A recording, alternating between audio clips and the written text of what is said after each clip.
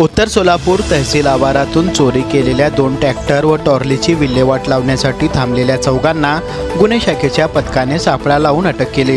त्यांच्याकडून 9,95,000 रुपये किमतीचा मुद्देमाल जप्त करण्यात आला आहे। संजय मनोहर गावडे वय 32, आनंद उर्फ बिरू नामदेव गाडेकर वय 21, दोघे राहणार तालुका उत्तर सोलापूर, आडप्पा शिवप्पा कोळी वय 30, अभिषेक उर्फ चकुल्या विश्वनाथ गायकवाड वय 23, दोघे राहणार तिरे तालुका उत्तर सोलापूर अशी अटक केलेल्यांची नावे आहे। त्यांना सदर बाजार पोलिसांकडे पुढील प्रक्रियेसाठी सुपूर्द करण्यात आले आहे।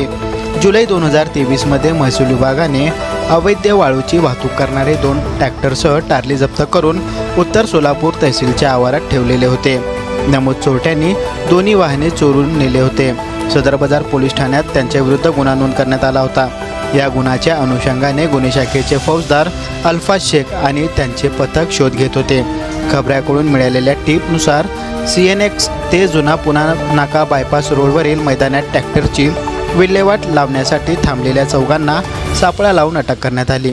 त्यांच्याकडील ट्रॅक्टर व 2 टार्ल्या असा एकूण 9,95,000 रुपये किमतीचा मुद्देमाल जप्त करण्यात आला आहे।